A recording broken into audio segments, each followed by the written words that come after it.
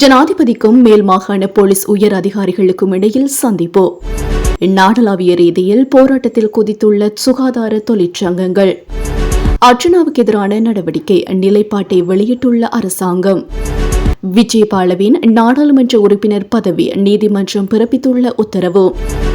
உடன் நடைமுறைக்கு வரும் வகையில் பைடனின் பிள்ளைகளின் பாதுகாப்பு நீக்கம். நியூ ரங்கனாஸ் தங்க சுரங்கம் Markham and Steels 6055 Steels Avenue East C102.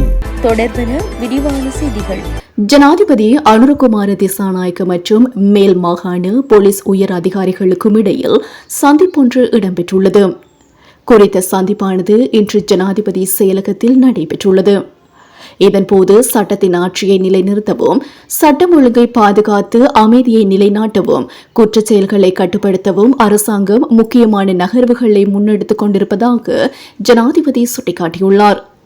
இந்த சந்திப்பில் பொதுமக்கள் பாதுகாப்பு அமைச்சர் ஆனந்த விஜயபால, பிரதி அமைச்சர் சுனில் வட்டக்கல, பொதுமக்கள் பாதுகாப்பு அமைச்சின் செயலாளர் ரவி செனவிரத்ன, பதில் போலீஸ் மா அதிபர் பிரியந்த வீரசூரிய ஆகியோரும் கலந்து கொண்டிருந்தனர். 2025 வரவு செலவு திட்டத்தில் கோரிக்கை நிறைவேற்றப்படாமையால் 19 சுகாதார தொழிற்சங்கங்கள் ஒன்றிணைந்து இன்று செவ்வாய்க்கிழமை அடையாள வேலைநிறுத்த போராட்டத்தை முன்னெடுக்கின்றன. இந்த நிலையில் கிண்ணியா தள வைத்தியசாலையில் துணை வைத்திய நிபுணர்கள் அடையாள வேலைநிறுத்த போராட்டத்தில் இன்று ஈடுபட்டுள்ளனர். இதன் காரணமாக நோயாளிகள் பல்வேறு அசௌகரியங்களுக்கு உட்பட்டு ஏமாற்றத்துடன் வீடு சென்றதை அவதானிக்க முடிந்துள்ளது. மாதாந்த கிளினிக்காக வந்து நீரிழிவு நோயாளர்கள் மருந்துகள் எதுவும் வழங்கப்படாமையினால் ஏமாற்றத்துடன் வீடு திரும்பி சென்றனர். அதேபோன்று வெளி நோயாளர் பிரிவுக்கு சிகிச்சை பெற வந்த நோயாளிகளும் மருந்துகளின்றி வீடு சென்றுள்ளனர். விடுதியிலிருந்து சிகிச்சை பெற்று வீடு திரும்புபவர்களுக்கும் மருந்துகள் வழங்கப்படவில்லை. அதனால் அவர்களும் ஏமாற்றத்துடன் வீடு காணக்கூடியதாக இருந்துள்ளது எனவும் இன்றைய தினம் நாடு பூராகவும் மருந்தாளர்கள் மற்றும் துணை மருத்துவ சேவையினர் அடையாள வேலைநிறுத்த போராட்டத்தில் ஈடுபட்டுள்ளனர். இதன் காரணமாக கிளிநொச்சி மாவட்ட பொது வைத்தியசாலையிலும் நோயாளர்கள் பெரும் அசௌகரியங்களை எதிர்நோக்கியிருந்தனர். நாடளாவிய ரீதியில் வைத்தியசாலை உத்தியோகத்தர்களால் முன்னெடுக்கப்பட்டு வரும் தொழிற்சங்க நடவடிக்கை களுவாஞ்சிக்குடி ஆதார வைத்தியசாலையிலும் இன்று முன்னெடுக்கப்பட்டுள்ளது. இந்த நிலையில் வைத்தியர்கள், தாதியர்கள் உள்ளிட்டோர் சேவையில் ஈடுபடுகின்ற போதிலும் மருந்தாளர்கள் உள்ளிட்ட தொழிற்சங்கங்கள் கடமைக்கு சமூகம் கொடுக்காததினால் நோயாளர்கள் மிகவும் சிரமங்களை எதிர்கொண்டிருந்தனர். எனினும் வைத்தியசாலைக்கு வரும் நோயாளர்களின் நலன் கருதி வைத்தியசாலை நடவடிக்கைகள் தொடர்ந்து முன்னெடுக்கப்பட்டு வருவதாக வைத்தியசாலை நிர்வாகம் தெரிவித்துள்ளது. யாழ் மாவட்ட நாடாளுமன்ற உறுப்பினர் ராமநாதன் அர்ச்சனாவுக்கு எதிராக சபாநாயகர் சில நடவடிக்கை எடுப்பார் என்று அரசாங்கம் எதிர்பார்ப்பதாக அமைச்சரவை பேச்சாளர் நலிந்த ஜெயதிச தெரிவித்துள்ளார். இன்று இடம்பெற்றுள்ள அமைச்சரவை முடிவுகளை அறிவிக்கும் வாராந்திர மாநாட்டில் இதனை குறிப்பிட்டுள்ளார். சமீபத்திய நாடாளுமன்ற கூட்டத்தொடரின் போது மனித உரிமைகள் வழக்கறிஞர் ஸ்வஸ்திகா அருள்லிங்கத்திற்கு எதிராக பாலியல் ரீதியான இழிவான கருத்தை வெளியிட்டதற்காக இந்த நடவடிக்கை மேற்கொள்ளப்படலாம் என அவர் கூறியுள்ளார். சபைத் தலைவர் பிமல் ரத்நாயக்கவும் நேற்று நாடாளுமன்றத்தில் அர்ச்சனாவுக்கு எதிராக நடவடிக்கை எடுக்குமாறு கேட்டுக் கொண்டதாக அவர் கூறியுள்ளார்.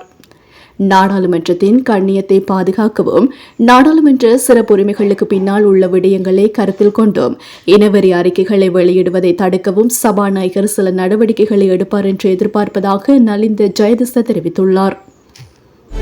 பொது பாதுகாப்பு அமைச்சர் ஆனந்த விஜயபாலவின் நாடாளுமன்ற உறுப்பினர் பதவியை ரத்து செய்ய கோரி தாக்கல் செய்யப்பட்ட மனுவுக்கு எதிராக தாக்கல் செய்யப்பட்ட ஆரம்ப ஆட்சேபனைகள் மீதான உத்தரவு மே 5 அறிவிக்கப்படும் என்று மேன்முறையீட்டு நீதிமன்றம் உத்தரவிட்டுள்ளது.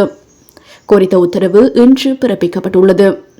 இந்த சம்பவம் தொடர்பான எழுத்துப்பூர்வ சமர்ப்பிப்புகளை சமர்ப்பிக்க நீதியரசர்கள் குழு அனைத்து தரப்பினருக்கும் ஒரு வாரம் அவகாசம் வழங்கியிருந்தது. இதனை அடுத்து மனுவை தொடர முடியாது என்று சட்டம் அதிபர் மற்றும் பிரதிவாதிகள் எழுப்பிய ஆரம்ப ஆட்சேபனைகள் தொடர்பான உத்தரவை மே 5 அறிவிக்க அமர்வு முடிவு செய்துள்ளது. இந்த மனுவை மொட்டுத்தரப்பின் முக்கியஸ்தரான ரேணுகா பெரேரா சமர்ப்பித்திருந்தார். பொது பாதுகாப்பு அமைச்சர் ஆனந்த விஜயபால நாடாளுமன்ற உறுப்பினராக பணியாற்றும் அதே வேளையில் ஜனாதிபதியின் தலைமை பணியாளராகவும் பணியாற்றுகின்றார் என்ற தகவல் வெளியாகியுள்ளதாக மனுதாரர் குறிப்பிட்டுள்ளார். ஜனாதிபதியின் தலைமை பணியாளர் பதவி என்பது ஒரு அரச பதவி என்று சுட்டிக்காட்டிய மனுதாரர், நாடாளுமன்ற உறுப்பினர் பதவியை வகித்துக் கொண்டே அத்தகைய பதவியை வகிப்பது அரசியலமைப்பின் கீழ் நாடாளுமன்ற உறுப்பினர் பதவியை வகிக்க தகுதியற்றதாகும் என்று குற்றம் சாட்டியிருந்தார். ஜனாதிபதிக்கும் மேல் மாகாண போலீஸ் உயர் அதிகாரிகளுக்கும் இடையில் சந்திப்பு. நாடளாவிய ரீதியில் போராட்டத்தில் குதித்துள்ள சுகாதார தொழிற்சங்கங்கள். அர்ஜுனாவுக்கு எதிரான நடவடிக்கை நிலைப்பாட்டை வெளியிட்ட அரசாங்கம். விஜயபாலவின் நாடாளுமன்ற உறுப்பினர் பதவி நீதிமன்றம் பிறப்பித்துள்ள உத்தரவு. உடன் நடைமுறைக்கு வரும் வகையில் பைடனின் பிள்ளைகளின் பாதுகாப்பு நீக்கம். தொடர்பான விரிவான செய்திகள். ஜனாதிபதி அனுரகுமார திசாநாயக்க மற்றும் மேல் மாகாண போலீஸ் உயர் அதிகாரிகளுக்கு இடையில் சந்திப்பொன்று இடம்பெற்றுள்ளது. குறித்த சந்திப்பானது இன்று ஜனாதிபதி செயலகத்தில் நடைபெற்றுள்ளது. இதன்போது சட்டத்தின் ஆட்சியை நிலைநிறுத்தவும், சட்டம் ஒழுங்கை பாதுகாத்து அமைதியை நிலைநாட்டவும், குற்றச் செயல்களை கட்டுப்படுத்தவும் அரசாங்கம் முக்கியமான நகர்வுகளை முன்னெடுத்துக் கொண்டிருப்பதாக ஜனாதிபதி சுட்டிக்காட்டியுள்ளார். இந்த சந்திப்பில் பொதுமக்கள் பாதுகாப்பு அமைச்சர் ஆனந்த விஜயபால, பிரதி அமைச்சர் சுனில் வடக்கல, பொதுமக்கள் பாதுகாப்பு அமைச்சின் செயலாளர் ரவி செனவிரத்ன, பதில் போலீஸ் மா அதிபர் பிரியந்த வீரசூரிய ஆகியோர் கலந்து கொண்டுள்ளனர். SS Brothers Trends Grand Opening and Mega Sale.